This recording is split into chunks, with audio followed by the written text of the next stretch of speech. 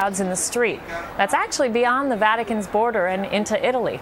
The crowds were clearly delighted. The Vatican police were clearly surprised. And if there's one thing we've learned in the first 4 days of this papacy, it's to expect the unexpected. Welcome back. Top of the morning to you on this St. Patrick's Day. I'm Colleen Carol Campbell, and you're joining us just minutes before the new Pope will deliver his first Angelus address.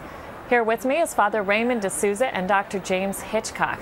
Father, what do you make of those scenes we saw after this Mass that Pope Francis celebrated? Well, it was a bit like a parish priest who stands on the steps of the church and greets everybody as they went out. You know, it's been a long time. In a certain way, we're going back to those scenes in 1978 when John Paul was elected. He was a young pope. He was from another country, and he did exactly these same scenes. But that was 35 years ago. And you know, for John Paul's last few years, he was unable to do that sort of thing. And Benedict, elected at 78, that was not his style. So it's been a long time since people have seen the Pope robust, moving around, greeting people, and so forth. This reminds me a lot of the scenes I saw on television later, and of John Paul's first few days as Pope back in 1978. And the people are clearly delighted with it.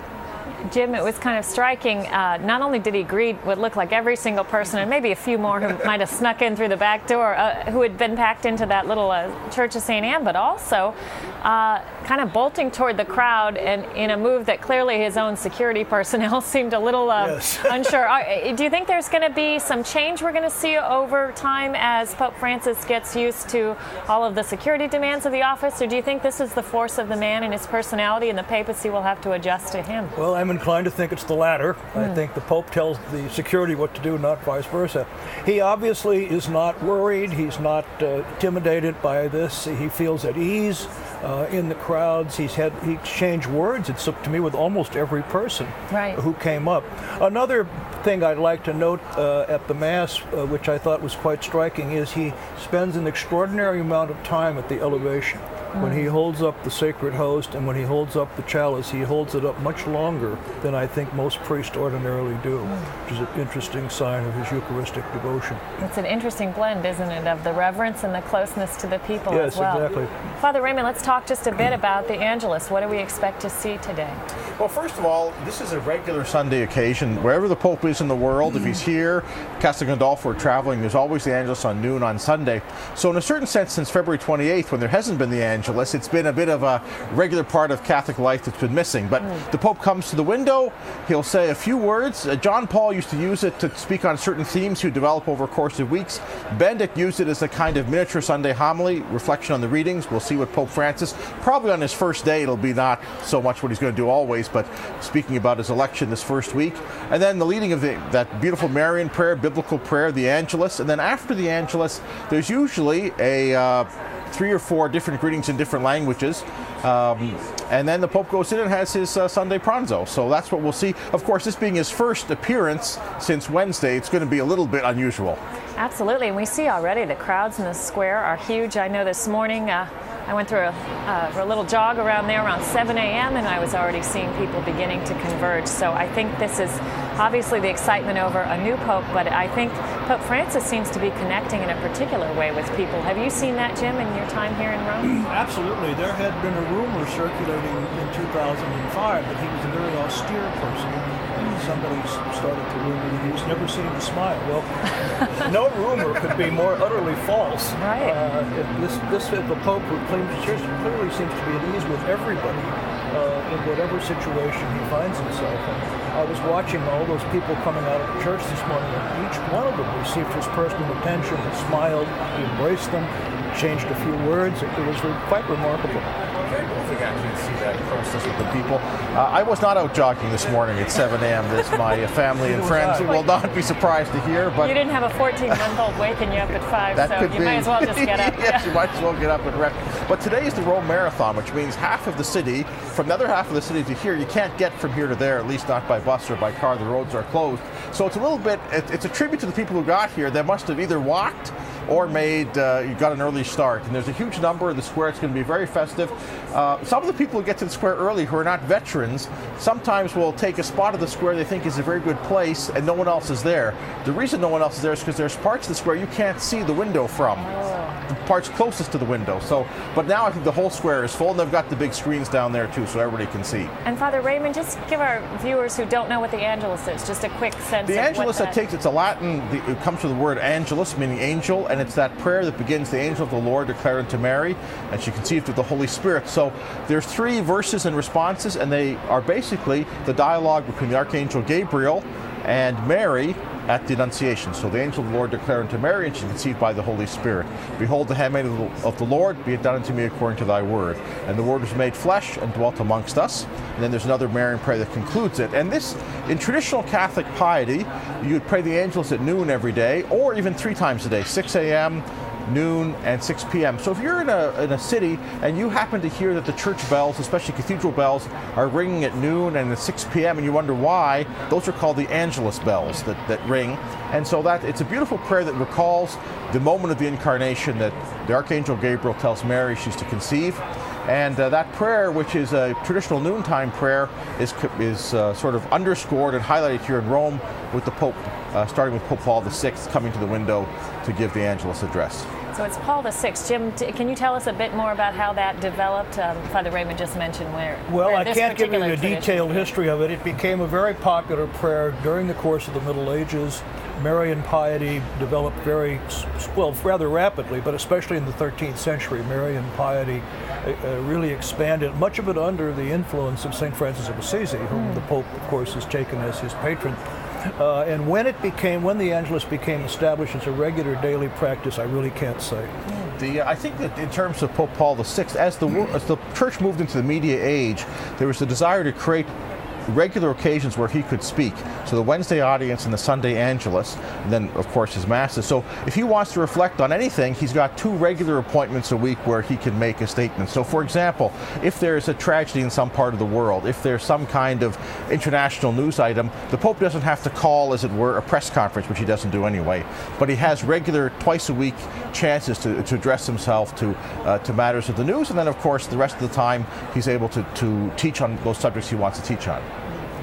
Well, we go to the Angelus address in just a few minutes, and that will be in Italian. Our translator this morning, again, is Mary Shovelin, who did an excellent job for us at the Mass at her parish of St. Anne. It's your parish. Exactly. What was it like to watch the Holy Father not only celebrate Mass at your parish, greet everyone afterward, which I heard that is not even always done on a regular Sunday at that parish, and then finally take kind of make a beeline for the crowd? Well, I think we all witnessed it together. I mean, I'm a parishioner there, and it was certainly special to observe.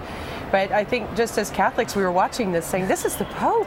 He's standing outside of the church like your parish priest does, greeting us.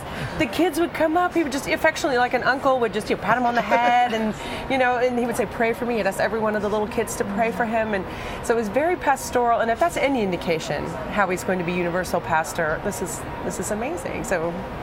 There was something else that I thought, like a parish priest, you could see people who came up and they were telling him something. Like, something's not right here. I want you to take care of this. And he'd say, my granddaughter needs to come for a baptism. When should we call the office? Kind of thing that you usually The church was a little cold this morning. Father Raymond, to what extent would a pastor at home see this and begin to I mean, is there anything in the Holy Father's example that you might start taking? Priests and bishops watch what the Pope does, and you can try and imitate it. I think most priests do actually stand at the back and greet people after Mass. It's kind of part of it's not liturgically required, but it's a kind of a common thing. But maybe some of those who are wondering whether it was valuable to do that, or whether they got a little tired, or the people were annoying them with their questions, will maybe say, okay, I'll make an effort. So if I could make a comment, I wear the same thing every day. I come here, I'm always in black.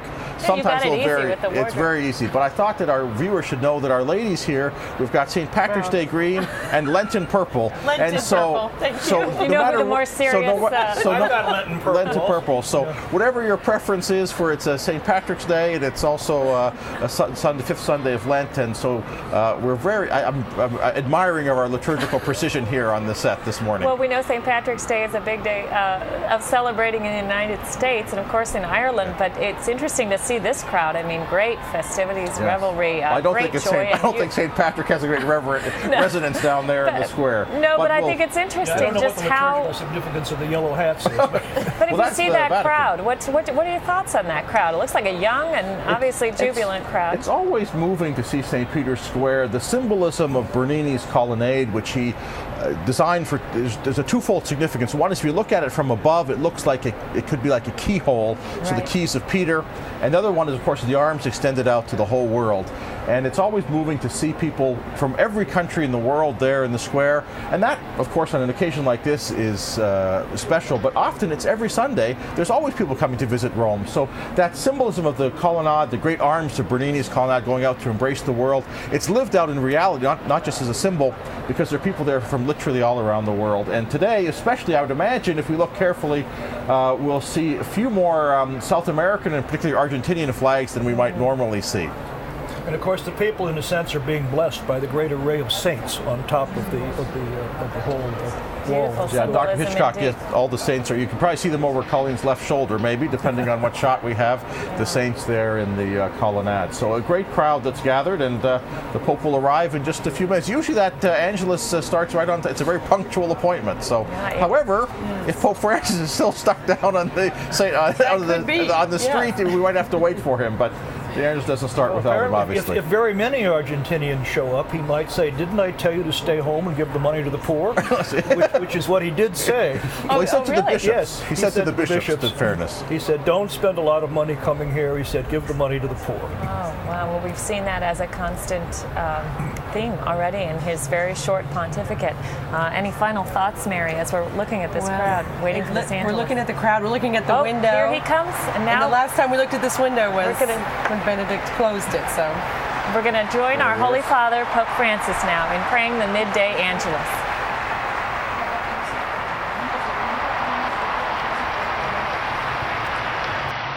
Ganz Arbeitszimmers, das wird es bald sein, und die Menge begrüßt ihn. Hören wir jetzt auf Papst Franziskus. Fratelli e sorelle. Liebe Buongiorno. Brüder und Schwestern, guten Tag. Dopo il primo incontro di mercoledì scorso, Nach meiner ersten oggi posso Begegnung am rivolgere vergangenen di nuovo Mittwoch il mio saluto a tutti. kann ich Sono heute felice di farlo di erneut domenica, meinen Gruß an alle richten. nel giorno del Signore. Und ich freue mich, das am Sonntag zu tun, am Tag des Herrn. Das ist wichtig und schön für uns Christen, dass wir uns am Sonntag treffen, uns grüßen und miteinander reden, so wie hier am Petersplatz. Ein Platz, der so wie die Welt, eine Dimension so wie die Welt ist. An diesem 5. Sonntag der Fastenzeit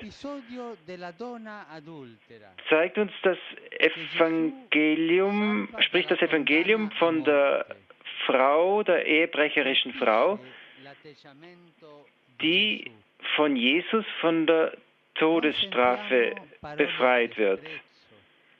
Es trifft uns, diese Haltung Jesu. Wir hören kein Wort der Verachtung, der Verdammnis, sondern nur Worte der Liebe, der Barmherzigkeit, die zur Umkehr einladen. Auch ich verurteile dich nicht. Geh und sündige nicht mehr. Liebe Brüder und Schwestern, das Angesicht Gottes ist jenes eines barmherzigen Vaters, der immer Geduld hat. Habt ihr einmal an die Geduld Gottes gedacht, an die Geduld, die er mit jedem von uns hat? Seine Barmherzigkeit hat immer Liebe, hat immer Geduld. Er wird nicht müde, uns zu vergeben, wenn wir es nur verstehen, mit zerknirschten Herzen zu ihm zu kommen. Groß ist die Barmherzigkeit des Herrn, sagt der Psalm. In diesen Tagen durfte ich ein Buch lesen eines Kardinals, Kardinal Kasper, ein guter Theologe, über die Barmherzigkeit. Und das hat mir sehr gut getan. Aber denkt jetzt nicht daran, dass ich Werbung mache für die Bücher meiner Kardinäle. Es ist nicht so. Aber es hat mir sehr gut getan. Kardinal Kasper schreibt darin, dass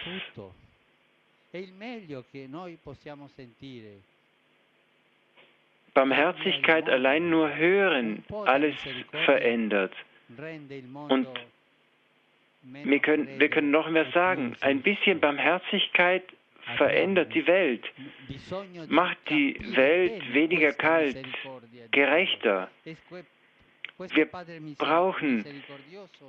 Wir müssen die Barmherzigkeit Gottes noch besser verstehen. Dieser barmherzige Vater, der viel Geduld hat. Und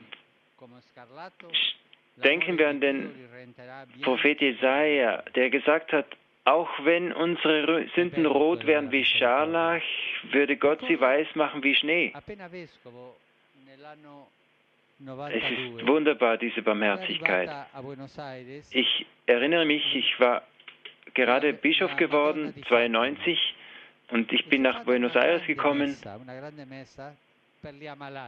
Und nach Buenos Aires ist die Mutter Gottes von Fatima gekommen. Wir haben eine große Messe veranstaltet für die Kranken. Und ich bin bei der Messe zum Beichten gegangen. Und fast am Ende der Messe stand ich auf, musste zu einer Firmung gehen. Und da kam zu mir eine alte Frau, demütig. Sehr demütig. Älter als 80 Jahre. Ich habe sie ein bisschen angeschaut, habe gesagt, Oma, so sagt man bei uns zu den Alten, Oma, möchten Sie beichten? Ja, sagt sie. Aber wenn Sie keine Schuld haben, wenn Sie keine Sünde haben, dann hat sie zu mir gesagt, alle haben wir Sünden. Aber vielleicht verzeiht Ihnen Gott nicht. Aber sie sagt, nein, Gott verzeiht alles. Ich frage, wie weißt du das? Dann sagt sie, wenn Gott nicht alles verzeihen würde, würde die Welt nicht existieren. Und ich habe in mir eine Lust gefühlt zu fragen, haben Sie an der Gregorianer studiert? Denn Sie haben die Weisheit des Heiligen Geistes. Sie haben innere Weisheit über die Barmherzigkeit Gottes.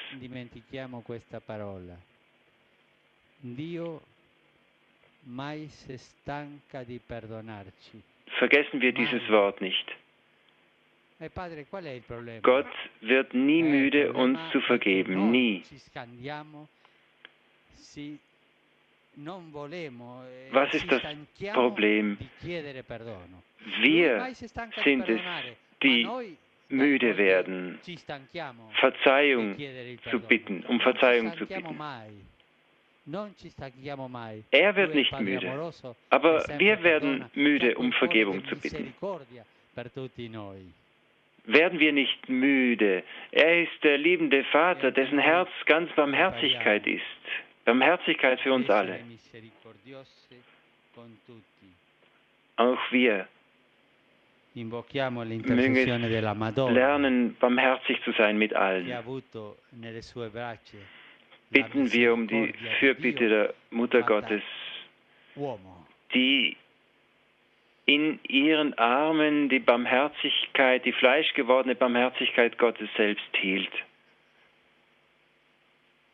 Adesso tutti insieme preghiamo l'Angelus. Angelus Domini, nunciavit Mariae, concepit Spiritus. Ave Maria, gratia plena, Dominus tecum, benedicta tu in mulieribus, et benedictus fructus ventris tui, Iesu. Santa Maria, Mater Dei, ora pro nobis peccatoribus, nunc et in hora mortis nostre. Amen. ecce ancilla Domini. Fiat mi secundum verbum tuum.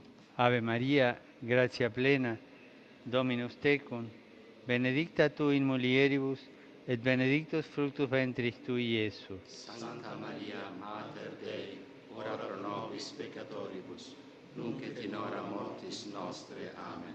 Et verbum caro factum est. Et habitavit in nobis. Ave Maria, gratia plena, Dominus tecum, benedicta tu in mulieribus, et benedictus fructus ventris tui, Iesus. Santa Maria, Mater Dei, ora pro nobis peccatoribus, nunc et in hora mortis nostre. Amen.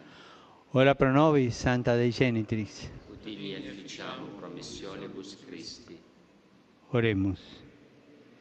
Gratiam Tuam quesumus, Domine, mentibus nostris infunde, ut qui angelo nuntiante Christi Filii Tui incarnationem coniovimus, per passione meius et crucem, a resurrectionis gloriam perducamur, per eundem Christum Dominum nostrum. Amen. Gloria Patri et Filio et Spiritui Sancto. Sicut erat in principio et nunc et semper et in saecula saeculorum. Amen. Pro fidelibus defuntis, requiem aeternam dona eis Domine. Et lux perpetua luceat eis. Requiescant in pace. Amen.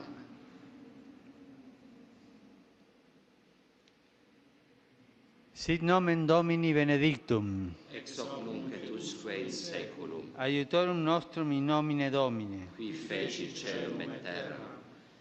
Benedicat vos omnipotens Deus, Pater et Filius et Spiritus Sanctus.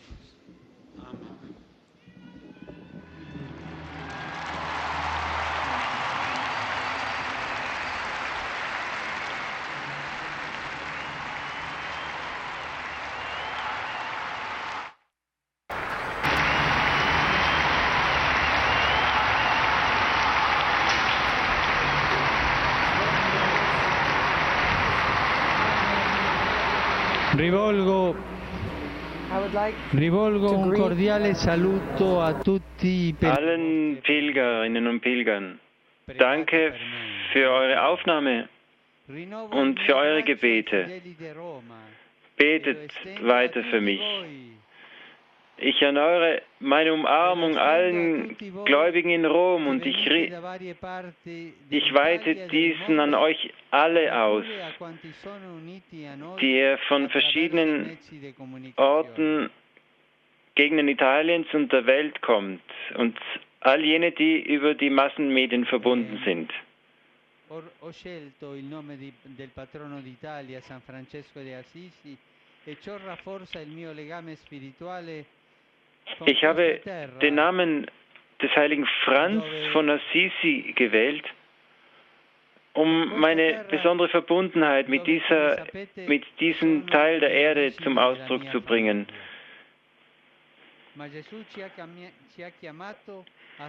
Wo ihr auch wisst, wo auch die Wurzeln meiner Familie herstammen.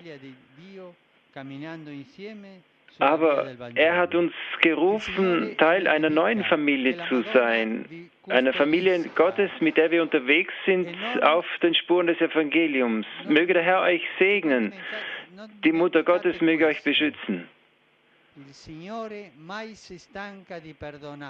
Und vergesst eines nicht, der Herr wird nicht müde zu vergeben. Wir sind es, die wir müde werden, um Vergebung zu bitten. Guten Sonntag und ein gutes Mittagessen.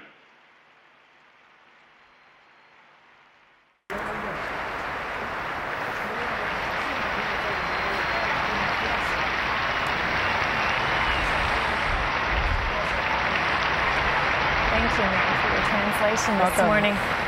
Still with us is Father Raymond D'Souza and Dr. James Hitchcock. We'll start with you, Father Raymond, your reaction to the Angelus address? Well, again, a very confident Pope. You'd think he's been doing this for many years. On his first Sunday, seemed very much at ease to speak extemporaneously again to the crowd. As you can see at the end, he was going through his papers, which he had not used very much. Then he found where the Angelus was. I thought it was a very beautiful address, and he stressed that point over and over again, the mercy of God. We tire of asking for God's mercy, but God never tires of asking it. And what's interesting interesting. There was a moment where I think he realized, being Pope was slightly different, because he was talking about this book by Cardinal Kasper. And I think he had in his mind, next week I'm going to get 100 books from Catholic publishers sent into the papal apartment, because if they think they can get a plug from the window on Sunday, they're coming. So then he said, I'm not doing that, I'm just telling you what I've been reading. And then, of course, another beautiful moment where he quoted a great theologian, a very accomplished man, Cardinal Kasper. And then his next quotation was from this anonymous grandmother he remembered from 20 years ago in Buenos Aires, who had that sort of the wisdom of, if you want to say, the common faith, the wisdom of a faith that trusted in God's mercy. So I thought that was very beautiful. He spoke about his experience, what he's reading, and then he blessed the people. The only thing I would say is a bit surprised about is that I think partly he's stressing that he's the Bishop of Rome. He only spoke in Italian, and I presumed that he was going to speak in Spanish to the Argentinians and the others who were here, but he chose only to speak in English this morning. In Italian. Mary's translation was so good I thought he was speaking in English, but only speaking in Italian this morning. But I thought a very beautiful encounter with the Bishop of Rome with his people this morning. Yes, he really emphasized that point. We can see still these crowds. Wonderful response he seemed to get, Jim, from the crowd, and we hear the bells tolling. I saw balloons go up, a lot of cheers. Cheers, especially when he was talking about God's mercy, seemed to really resonate with the crowd. It seems to me he touched on what is in many ways the crucial issue of our time, and that is people don't understand the concept of forgiveness, because I think the prevailing cultural attitude is I should be accepted for what I am. I really don't have anything to ask forgiveness for. And this puts God into kind of being the position of a harsh judge. But as he points out, God offers us endless forgiveness, but we in turn have to ask for it. And he also spoke, he said at one point, making the world less cold and more just. And we're seeing those themes emerging, Father Raymond, aren't we? Especially that personal warmth, but a focus also on some of the things he highlighted here. He mentioned humility once again. And God's mercy. If you go back to Pope Benedict's first encyclical, Deus Caritas Est, he said that no society can be so just, and even if it was perfectly just, we would still need love, we'd still need mercy. Pope Benedict said that the heart of John Paul's pontificate was divine mercy. That's to understand all of John Paul, you need to understand divine mercy. And now Pope Francis is starting off stressing over and again mercy. The face of God is the face of the merciful Father. So you see a beautiful continuity at the very foundation of reality, at the foundation of creation, to say nothing of salvation and redemption, is this merciful love of God. So a beautiful continuity there with John Paul, Benedict, and now Francis in his first days. Now, to what extent is that set by the fact that that was the gospel reading today, and to what extent would that be his initiative? Well, he did comment on the gospel reading. That was Benedict's custom. John Paul used to take sort of various themes. Benedict used to always start with the Sunday gospel, so Pope Francis did that. But even in his other addresses, he's spoken about this importance of mercy, and it's been said, although it's supposed to be secret, but many cardinals have commented, and it's been in the press, that when he spoke to the general congregation about what the needs of the church were, that was the theme of his address there, was the church showing forth the merciful face of the Father. So I think the fact that it was the reading for the fifth Sunday of Lent coincided nicely with the themes that he wants to underscore. And Jim, another word he used was fraternal, and I've seen that used to describe him here in Italy, some of the newspapers. And he's making jokes here and there, and he's once again sort of putting the script down, as Father Raymond mentioned, has to even find his place, because he's very much setting a certain tone for his papacy. What's the significance of that, do you think? Well, the word fraternal, of course, means brother, and actually the official name of the Franciscans is the Order of Lesser Brothers. And I think what he is stressing is not equality, obviously, in some kind of hierarchical sense, but equality in the Lord, this openness to everyone. I don't come to you as a judge. I come to you as a witness to divine mercy. We're in a certain sense all in this together, the spirit of fraternalism. And is that difficult sometimes to balance when you are the Holy Father and there's a lot of obviously authority and sort of majesty that goes with this role, and at the same time he seems very keen to emphasize that he's the servant of the servants of God? It's difficult to balance. These first few days are the chance for him to introduce himself to the world as he would like, as he is. And that's exactly what he's doing in these first few days. And I think that's appropriate and fitting and actually quite delightful to all the people here in Rome. Over time, he's going to take on different elements of his role. And every man who comes to be Pope has certain aspects of his personality that underscore different aspects of the office. And so this is what we're seeing as Francis in his first days. And it may be that, a few months down the road, he'll have to present himself in different fora and different ways. But I think the joy of these first days is that he presents himself as he is. Cardinal Wojtyła, when he got elected Pope, he said, well, there must have been something about what I was doing as Archbishop of Krakow that is of service to the Universal Church. And I think Pope Francis is saying there must have been something of how I was Archbishop of Buenos Aires that is of service to the Universal Church. So let me do, at least in these first few days, what I did in Buenos Aires. And I think it's met with a lot of a beautiful response from the people of Rome, and I think some of that will continue right throughout his whole pontificate, and other roles, other aspects of the role may come to the fore here or there. But I think for the first few days, let's enjoy these days, because as it were, the burdens of office have not yet come. He hasn't had to make any very important decisions yet. He hasn't had to sort of sort out any particular crises. So I think these first few days it's like when a priest comes to a new parish, you're never as popular as you are on the first day when everybody has all their hopes in you. So I think we should enjoy the days, and certainly Pope Francis is enjoying them, so we should take his lead, I think.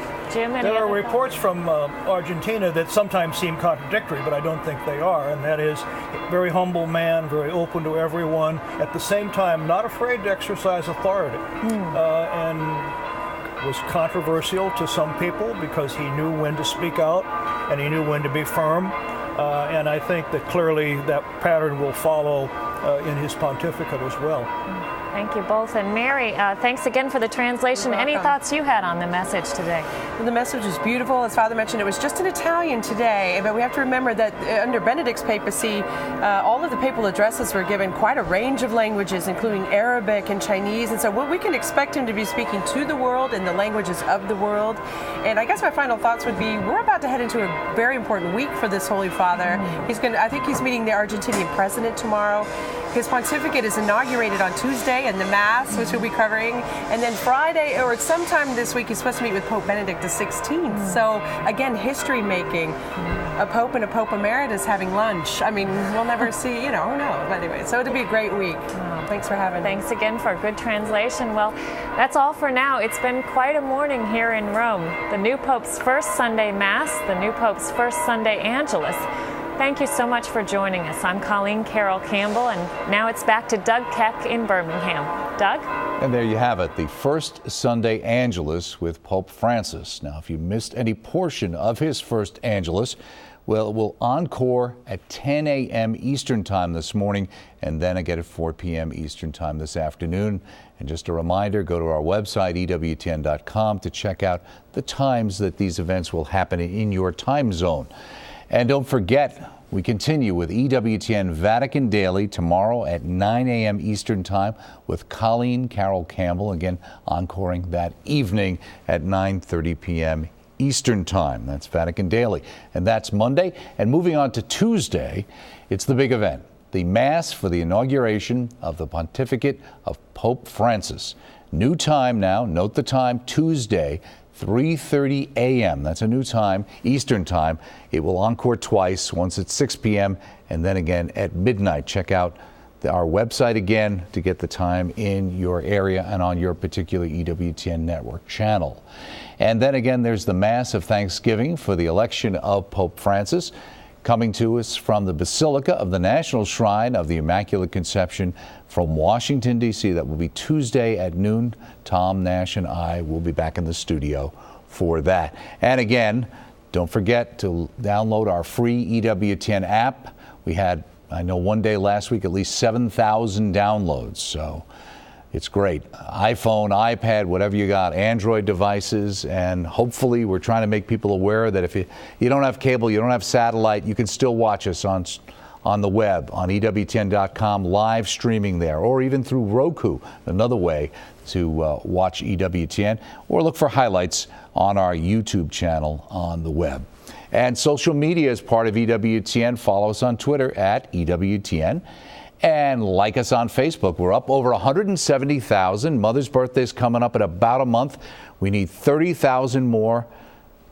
That'll get us to 200,000 in honor of her 90th birthday. And look ahead for special programming as well as Holy Week programming coming up. And don't forget about the ncregister.com website for the latest updates in news. And I'm Doug Keck. Stay with us right here on EWTN for the most complete coverage of the Pope going forward. Thank you.